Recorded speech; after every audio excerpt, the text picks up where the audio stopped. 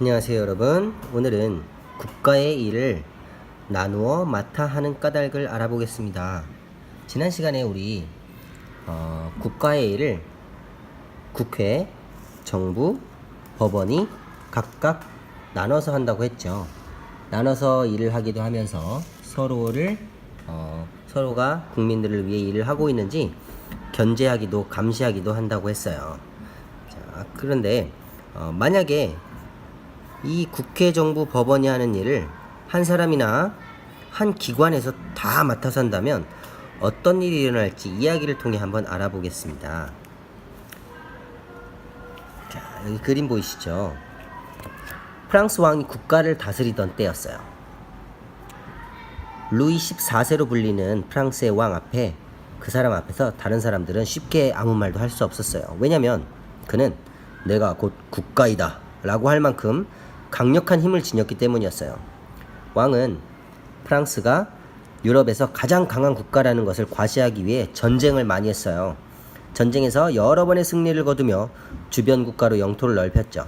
그리고 국가 안으로는 경제와 문화를 발전시켜서 그의 소망대로 프랑스를 유럽에서 가장 강한 국가로 만들었습니다. 그러나 잦은 전쟁으로 나라의 돈은 점점 줄어들었어요. 게다가 왕은 귀족들이 자신에게 대항하지 못하도록 궁전에 그들을 초대해서 즐기게 하면서 나랏돈을 더욱 낭비하였습니다. 그렇지만 왕에게 일을 그만둬야 한다고 말할 수 있는 사람은 거의 없었어요. 왕은 자신의 힘을 믿고 그 누구의 말도 들으려고 하지 않았죠. 백성들은 한 국가의 왕으로서 자신들의 삶을 돌보지 않는 왕을 점점 싫어하게 되었습니다. 자, 이야기에서 읽었듯이 국가의 모든 힘이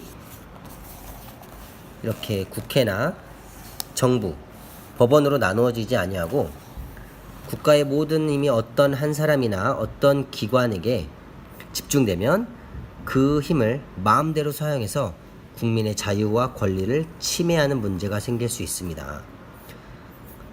그래서 우리나라에서는 우리가 배운 것처럼 법을 만드는 일 어디서 하죠? 법원. 법에 따라 국가 살림을 하는 일. 죄송합니다. 우리나라에서는 법을 만드는 일 어디서 하죠? 국회에서 합니다. 국회의원들이 한다고 배웠죠? 그 다음 법에 따라 국가의 살림을 하는 일 바로 정부가 나서서 하고 있죠. 그리고 법에 따라 재판을 하는 일 이것은 법원입니다. 그래서 국회, 정부, 법원이 일을 나누어서 맡아 하고 있죠. 이것을 삼권 분립이라고 합니다. 세 가지 권은 힘이에요. 힘. 세 가지의 힘, 권력이 분산돼서 있다라는 뜻이에요. 세 가지의 권력이 분산되어 있다라는 뜻입니다. 나누어져 있다는 뜻이죠. 서로 다른 국가기관들이 국가의 힘과 역할을 나누어 가지면 서로를 견제하며 균형 있는 정치를 할 수 있습니다. 서로 견제하며 균형 있는 정치를 할 때 국민의 자유와 권리를 더 보호해 줄 수 있죠.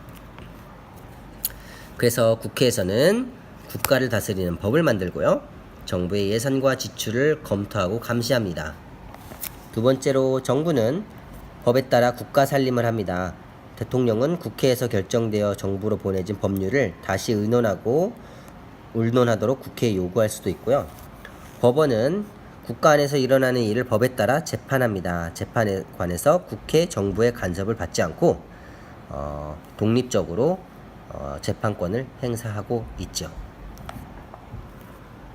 네, 이렇게 해서 국가에서 살림을 나누어 맡아 하는 이유에 대해서 알아보았습니다.